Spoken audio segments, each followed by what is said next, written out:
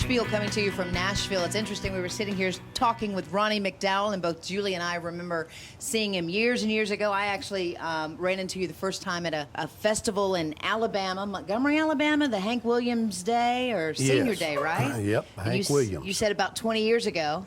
Yeah, and Hank Williams, by the way, is my hero. I told George Jones 2 weeks before he passed, I painted a picture for George that he asked me to paint of him getting a DUI on his lawnmower. And he called me up 2 weeks before he died and he said, "Hey, Ronnie, I'm coming and getting 800 of those paintings tomorrow." Wow. And he did.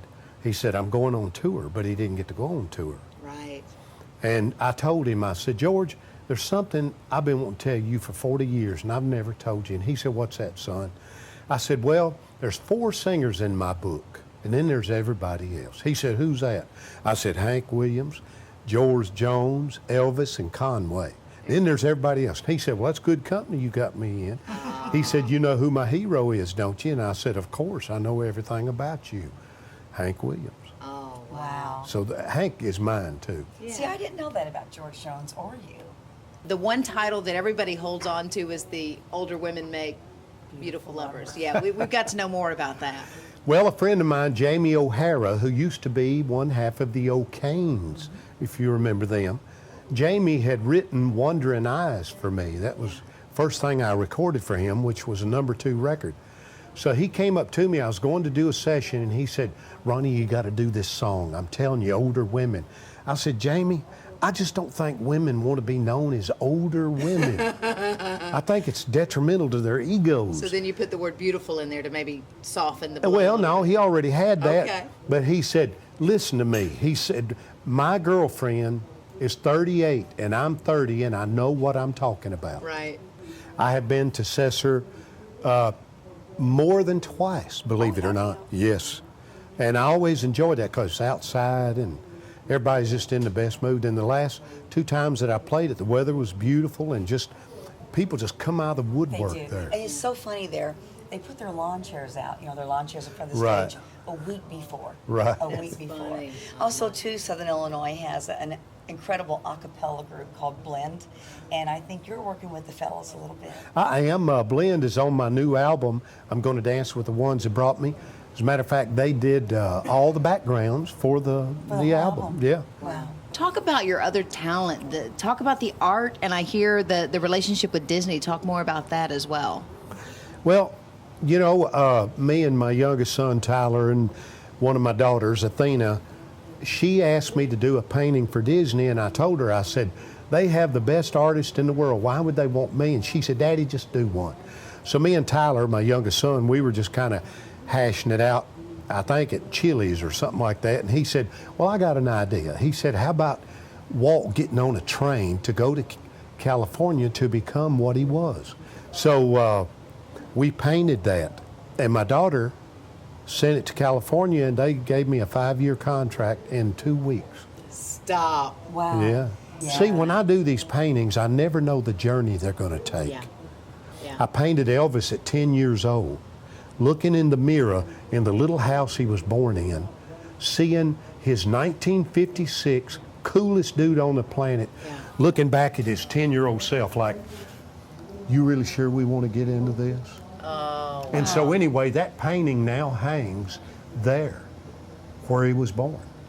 It also hangs at the Audubon house that he lived in before Graceland, Right. over the fireplace where that gold lame suit picture that we all know was taken. Sure. That painting is there. So I never know where these paintings are going to wind up.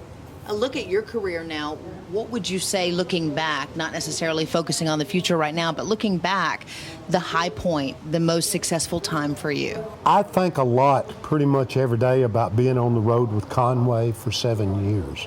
I opened up his shows, and back then I was real young, and I think I kind of took it for granted, and I thought that was going to last forever.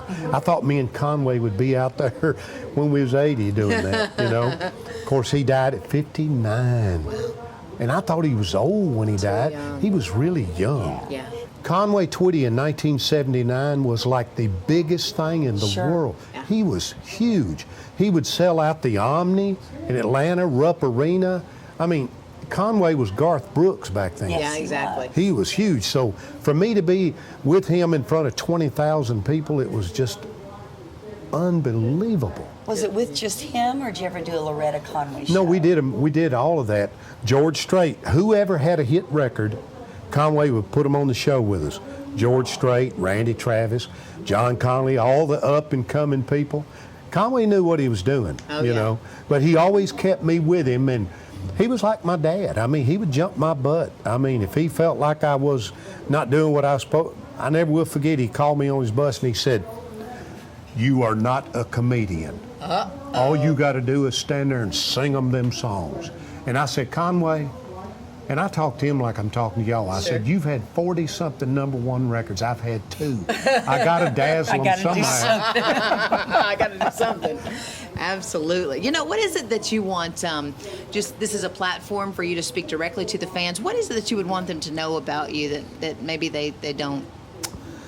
That I'm 65 and that I rollerblade. Nice. And that I'm 65 and I do P90X. Hey, there you go. Wow. There you go. Yeah. Wow. That's awesome. I'm into my 3rd month, and I've done it before for 3 months, and I kind of slacked up. And if you do that at my young age, the definition leaves real quick. So you got to keep it up. How about the Yeah. Fun Four? Are you ready for the Fun Four? Sure. Here we go. And I think we're going to know the answers to this too. Yes. Okay. Jones or Haggard?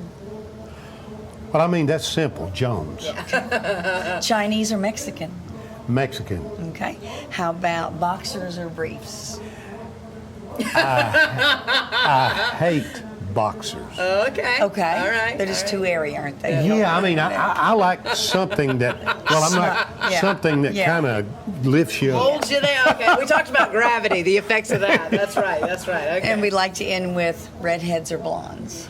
Terrifying. Redheads, blondes, brunettes. I love it. You were a delight. Thank you very much. Hey, so are you. Hey, y'all do a good job. All right. We'll be right back.